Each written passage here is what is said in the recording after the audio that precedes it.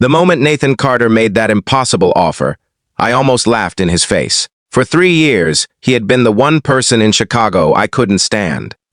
Every meeting became a battlefield. Every project turned into a competition. Every promotion opportunity somehow ended with the two of us fighting for the same position. We worked on the 32nd floor of a glass tower overlooking Lake Michigan, and everyone in the office knew about our rivalry.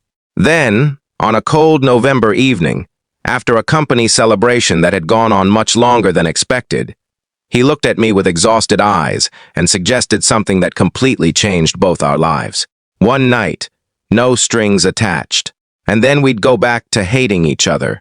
Before we continue, if you believe in kindness, second chances, and the idea that people can surprise us when we least expect it, please take a moment to like this video, comment below, share it with someone who loves emotional stories, and subscribe to the channel for more heart-touching journeys.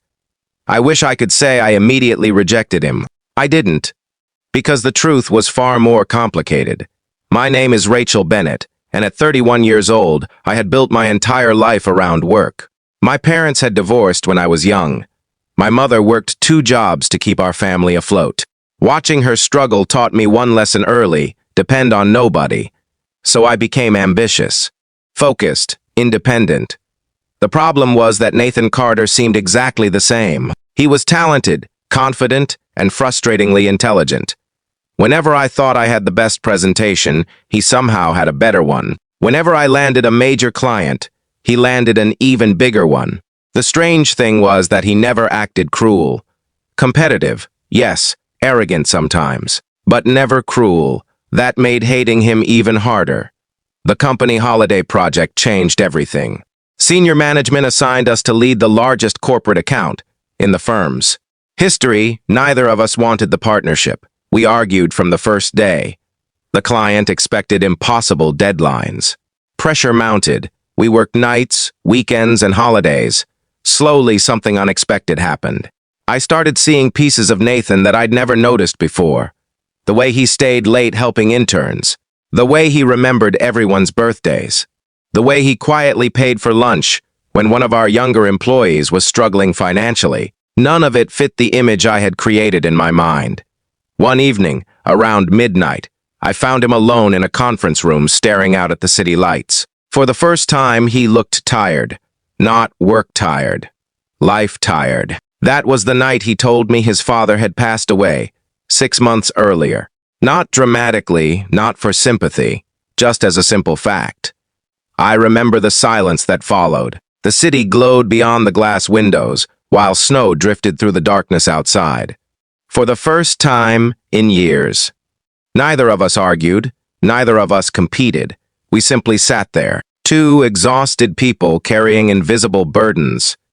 After that, things changed. Not immediately, not dramatically, but gradually. Our conversations became easier. The tension remained, but something warmer began growing underneath it. That frightened me, because rivalry was familiar. Feelings were not. Then came the company celebration. Our project had succeeded beyond expectations. The client signed a record-breaking contract.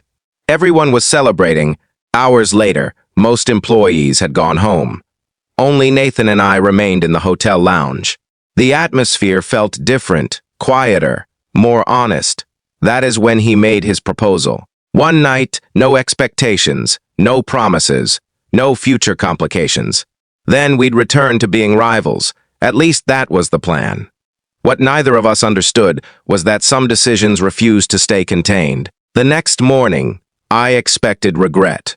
Instead, I felt confused, because for years I had convinced myself Nathan was the enemy. Yet, the man I saw that night wasn't an enemy at all. He was kind, funny, thoughtful, human. Unfortunately, reality arrived quickly. Returning to work became awkward. We pretended nothing had happened. We focused on meetings, deadlines, reports, but pretending became harder every day. Small moments betrayed us. A glance lasting too long, an accidental smile.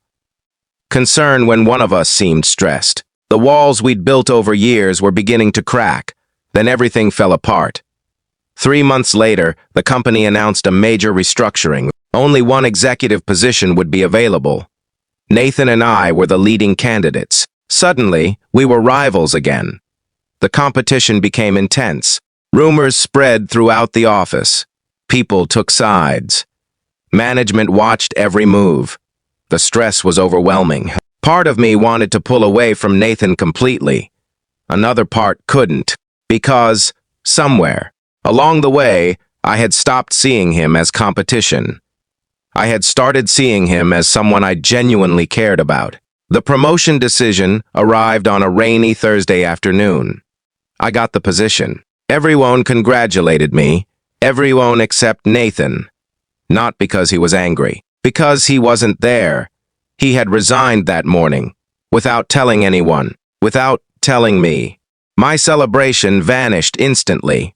I spent the evening calling him. No answer. Text messages. Nothing. The next day, I finally drove to his apartment. The building manager informed me that he'd moved out. Gone. Just like that. For weeks, I couldn't focus. The promotion I had chased for years suddenly felt meaningless. The office felt emptier. The victories felt smaller. I finally understood something painful. Winning isn't always winning. Months passed. Spring arrived in Chicago. Life moved forward, or at least it pretended to. Then, one Saturday afternoon, everything changed.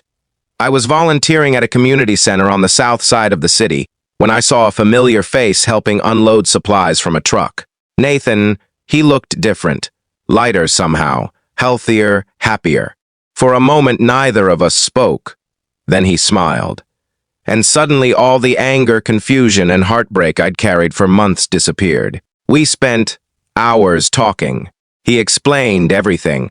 After losing his father, he had begun questioning his life. The promotion battle forced him to confront something difficult. He wasn't happy. Success wasn't enough. He wanted purpose. So he left. He joined a nonprofit organization focused on helping struggling families find housing and employment. The salary was smaller. The hours were longer. But for the first time in years, he felt fulfilled. Listening to him, I realized something uncomfortable. I wasn't fulfilled either. I had achieved every goal I'd set, yet somehow felt empty. That afternoon changed me. Over the following months, I began volunteering too. I met families rebuilding their lives, children overcoming impossible challenges, people who reminded me that success isn't measured only by titles and salaries. Nathan and I grew close again, this time without competition, without games, without walls, just honesty. 1 year after that unforgettable night, we stood together on a pier overlooking Lake Michigan. The sun was setting. The water reflected shades of gold and orange. The city skyline shimmered behind us. Everything felt quiet, peaceful, right? For years, we'd hidden behind rivalry because it felt safer than vulnerability. Competing was easier than caring. Winning was easier than trusting. But life has a way of teaching lessons we never expect. Sometimes the person standing opposite you isn't your enemy. Sometimes they're the mirror showing you who you've become. And sometimes one unexpected decision can completely rewrite the story you thought you were living. Before this story ends, I have a special request. Comment below. Everyone deserves a second chance. If those words resonate with you, I'd love to see them in the comments. Nathan and I eventually built a life neither of us could have imagined during those years of competition. Not because everything became perfect, but because we learned that genuine connection matters more than winning. That kindness matters more than pride. And that sometimes the bravest thing you can do is allow someone to see the parts of yourself you've spent years hiding. If this story touched your heart, please like the video, leave a comment, share it with someone who needs encouragement today, and subscribe to the channel. Your support helps these emotional stories reach more people who may need a reminder that hope, love, and second chances still exist. Because sometimes the greatest love stories don't begin with friendship. Sometimes they begin with rivalry. And sometimes, by phone. The person you spend years trying to defeat becomes the very person who helps you find yourself.